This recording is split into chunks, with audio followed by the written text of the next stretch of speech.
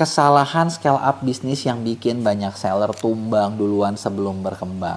Kalau gue ngomongin scale up, siapa sih yang kagak mau? Bener gak sih? Jadi kayak lu punya omset sekian, pengen jadi lebih besar lagi, pengen naik kelas, pengen punya bisnis yang lebih besar gitu kan. Pengennya kan tumbuh terus gitu kan. Kalau bahasa kerennya terus continuous growth gitu, bener nggak? Wah, biar company-nya makin lama makin gede. Nah, tapi ternyata gini, scale up itu ya kesannya gampang, kedengarannya enak gitu ya, tapi prakteknya ternyata banyak yang gak enak dan banyak kesalahan-kesalahan kecil, tapi yang bikin itu tuh bukannya bisnis kalian bisa scale up, tapi malah bisnis kalian jadi stuck gitu kan. Nah, apa aja sih yang kesalahan apa aja yang bisa lo hindarin dan gimana cara menghindarinya, ini kita bakal bahas secara detail di video ini. Tapi sebelum kita mulai, buat kalian yang baru nonton, jangan lupa buat klik tombol subscribe-nya dan aktifin lonceng notifikasinya ya. Yuk kita mulai. Jadi gini, biasanya nih yang jadi banyak masalah banyak seller adalah yang di scale up itu cuma satu poin, yaitu apa coba? Omset. Ya kan memang omset paling gampang. Ya fair ngomong lah, maksud gua banyak kan yang bisa di scale up kan, tapi kan omset tuh kelihatannya paling gampang. Nah, scale up omset tapi profit enggak. Nah, ini cukup fatal. Kenapa? Karena gini, bisa jadi yang lu scale up itu bukan jangka panjang, tapi itu cuma jangka pendek. Cuman kayak biar kelihatan manis doang gitu loh, biar kelihatan keren doang. Kenapa gue bilang gitu? Contoh gini, lu punya margin katakanlah bisnis lu 40% atau 30% lah. Terus lu potong, ya nggak, bikin diskon, margin cuma 5%, logikanya omset lu naik sih, logikanya. Kalau misalnya nggak naik ya berarti lu itu penghasilan lu berarti bego banget tuh. Dikurangin tapi nggak naik, bego banget itu, udah bener-bener lu kalau punya tim ya lu ganti semua dah, pecat semua hari itu juga gitu. Kalau misalnya udah gitu lu turunin terus masih nggak scale up, berarti ya promosi lu nggak jalan. Kalau yang ngerjain sendiri berarti lu banyak ada salah deh gitu kan. Jadi ngeceknya gitu, kalau lu turunin harga lu kasih diskon naik nggak? Kasih diskon tuh harus naik gitu kan. Nah, tapi gini, pertanyaan gua, ketika lu kasih diskon naik gitu kan, sehat nggak? Nah, terus sehat itu apakah emang orang jadi beli lebih banyak atau gini, lu tuh cuman menukar omset jangka panjang dengan omset jangka pendek? Ngerti nggak maksud gua? Omset jangka panjang tuh gini, oke, misalnya nih, gua gua butuh minum deh, gua butuh air putih. Rumah gua setiap hari makan 1 galon air misalnya. Kebanyakan gak sih? Enggak ya, nggak tahu. Anggaplah 1 galon air deh ke rumah gua sehari. Berarti kan sebulan gua butuh 30 ya. Karena diskon, ya. Karena diskon nih, gua beli 90 galon. Wow. Omset sesaat naik kan? Bener nggak? Tapi yang lo perlu ngerti adalah, setelah gua beli, apakah bulan depan gua bakal beli lagi? Enggak. Kenapa? Stoknya masih ada, bos. Bulan depannya bakal beli lagi? Enggak juga. Gua udah punya stok 3 bulan ke depan. Gua baru bakal beli lagi di bulan keempat. Dan apakah bulan keempat gua bakal langsung beli? Bentar dulu. Kemarin enak nih, nunggu diskon. Ada diskon lagi nggak ya? Kok kagak ada? Belinya dikit-dikit aja deh. Nanti diskon beli banyak lagi. Nah, itu adalah menukar profit jangka panjang jadi jangka pendek. Nah, ini nih biasanya seller tuh suka miss-nya di situ. Gitu kan. Itu artinya omset lu kerasa scale up tapi profitnya kagak, dan itu juga bukan scale up sih sebenarnya menurut gua. Tapi itu cuman nuker jangka panjang jangka pendek doang. Nah, artinya itu nggak bagus. Gitu. Terus sebenarnya harusnya tuh apanya sih yang harus dikerjain gitu kan. Nah, dari sini doang sebenarnya kalian harus ngerti yang di scale up itu sebenarnya bukan cuma pembeli lama beli lebih banyak, tapi jumlah konsumen yang lo harus perbanyak. Misalnya, lo sekarang punya 100 konsumen, bisa nggak nih targetnya kita bulan ini nggak muluk-muluk deh, 120 konsumen. Nah, kalau bisa, bagus. Kalau nggak bisa, ya berarti kagak bagus. Gitu. Kebayangkan? Yang kedua, yang berikutnya. Nah, sekarang kalau lo mau scale up, terus harus ngapain? Pertama, banyak juga orang mau scale up, tapi mereka nggak punya buffer stok, buffer cash flow. Buffer cash flow tuh gimana sih gini? Ketika lo mau scale up, yang lo perlu sadari adalah, biasanya gue ketemu banyak banget seller yang pengen gini, oke, gue mau naik kelas, terus udah gitu omset gue katakanlah sekian, ad spend gue misalnya katakanlah 100 juta, ROAS gue atau ROI gue 8, nah gue mau jadi 500 juta dengan syarat ininya 8 atau bahkan kalau bisa naik. Nah, ini menurut gue satu hal yang nggak mungkin. Kenapa nggak mungkin? Ketika lo mau growth, nggak mungkin lo menjaga tingkat profitabilitas. Profitabilitas tuh pasti turun, barulah lu bisa growth gitu loh. Bener nggak? Itu nggak mungkin kayak profitnya tetap tapi ininya ini. Jadi lu harus siap-siap. Jadi makanya di situ lah gue bilang lu harus punya cash flow buffer, punya duit cadangan. Jadi kalaupun di awal itu kita nggak untung, nggak masalah. Tapi kan kita lagi berkembang, gitu kan. Dan berikutnya harapannya adalah kita nggak usah keluar duit terus buat akuisisi pembeli baru. Karena biaya akuisisi itu adalah biaya paling mahal biasanya. Biaya akuisisi itu apa sih buat lo yang nggak ngerti ya? Simpelnya gini deh. Ya, tadi kan gue bilang, gue punya misalnya konsumen 100, gue pengen jadi 120. Ya artinya gue kan perlu nyiapin kayak simpelnya ya, kalau misalnya kita jualan online ya, kita kasih promo khusus lah buat pembeli baru, bener nggak? Terus kita modal dikit lah, tambahin bonus tambahin gift atau kita punya tim baru yang jualan ke daerah-daerah baru. Nah, tim baru ini kan butuh ongkos. Bener nggak?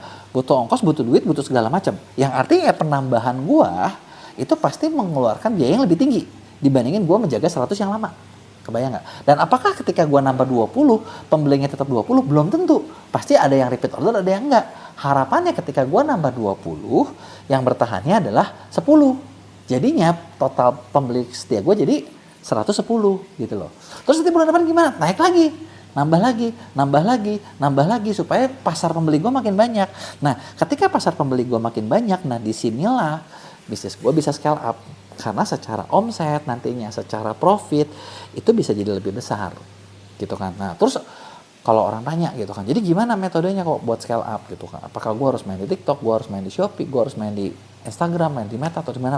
Sebenarnya yang gue pengen bahas di sini adalah ketika lo mau scale up, lo tuh bukan mikirin tentang di mana tempat lo main, karena dimanapun bisa. Contoh gini, misalnya kalau misalnya gue jual barang, yang targetnya adalah emak-emak, gue bakal bener-bener fokus banget sama Facebook. Ya orang gudangnya di situ, bener nggak? Gue bakal fokus banget sama Facebook, gue bakal bakar duit di Facebook, gue bakal bikin berbagai activation itu ya berbagai acara, berbagai event, berbagai apa di Facebook deh. Iklannya semua dihajar ke situ. Artinya Facebook bisa nggak? Bisa. Mau TikTok doang bisa nggak? Bisa juga, tergantung pasarnya dari mana kan.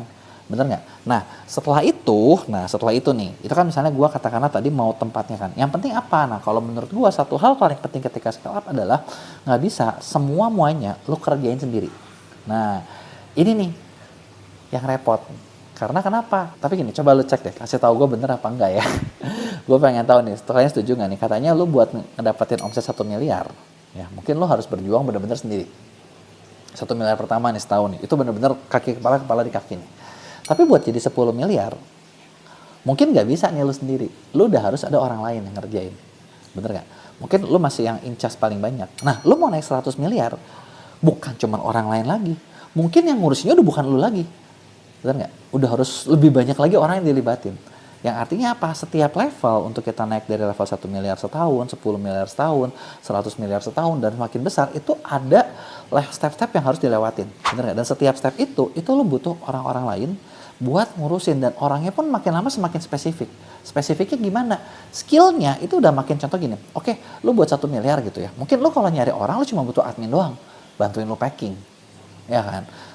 Supaya biar lu waktunya gak habis gitu. Tapi buat ke 10 miliar mungkin lu udah harus punya banyak divisi marketing yang lebih lengkap, packaging yang lebih lengkap, bener nggak? Buat sampai 100 miliar mungkin udah bukan cuman marketing lagi, marketing, packaging, riset segala macam, itu udah harus bener-bener jauh lebih detail lagi gitu kan. Karena kalau nggak mungkin bisa nyampe gitu kan. Nah, itu adalah poin utamanya. Dan yang jadi masalah biasanya banyak seller itu selain udah duitnya, modalnya, buffer stoknya nggak ada, timnya kagak ada, ya berat. Semua dikerjain sendiri, mati, kagak bisa. Gitu kan. Nah, solusinya gimana? Nah, solusinya adalah sebenarnya kalau lo mau scale up, ya sebarang gini, barang lo udah bagus belum? Oke, barang lo udah bagus lah. Katakan lo ketika untuk itu produk lo udah lumayan laku. Atau barang lo belum laku, kalau belum laku, lo ngulik dulu deh di bagian barang. Karena kita nggak bisa ngapa-ngapain kalau barangnya belum. Yang kedua, nah oke, barang lo udah bagus. Kedua, lo punya tim belum? Belum, masih sendirian. Ya lo mulai cari. Nah, ini biasanya susah nih. Nah, tim itu bisa lo cari sendiri atau bisa lo kerja sama, outsource. Misalnya sama tim gue di Maya, jadi tim gue jadi tim lo. Itu adalah salah satu cara paling cepat. Lo bisa jalan dulu gitu kan, bener nggak? Ya nggak? Nah, dari sini gitu kan, nah udah lo punya tim, kita jalan nih berapa lama? Nah, untuk naik lebih tinggi lagi, pasti lo perlu tim yang makin lama makin besar. Gitu kan, semakin lama semakin besar, dan itulah yang nantinya bakal jadi ini. Nah, terakhir, kalau lo udah bikin tim segala macam, lo udah punya cash flow segala macam, jangan lupa, sesempurna apapun kita berusaha, pasti kan yang di atas yang menentukan, benar nggak? Jadi jangan lupa buat banyak-banyak doa dan siapin yang namanya plan B. Ya kan? Kalau misalnya lo udah nyobain nih hal ini, jadi semuanya itu diukur dengan data. Biasanya itu adalah beberapa insight yang suka kita kasih ke klien-klien kita di Mea nih. Oke, lo lagi ngelakuin A, gua kasih datanya seperti ini, udah gitu gua kasih seperti itu, selesai gitu kan. Nah, plan B-nya apa? Plan B-nya adalah kalau ini gagal, harus ngapain gitu kan. Kalau ini gagal harus ngapain nih? Ada nggak misalnya, oh gue mau dari 10 juta mau naik ke 100 juta, mentok nih 50 juta, ya udah sampai 50 juta dulu, kita ngapain lagi nih sebelum kita nanti mencoba lagi supaya jadi ke 100 juta gitu loh. Itu udah 100 juta, mencoba lagi ke 1 miliar gimana? Nah, itu ada yang namanya plan B gitu kan.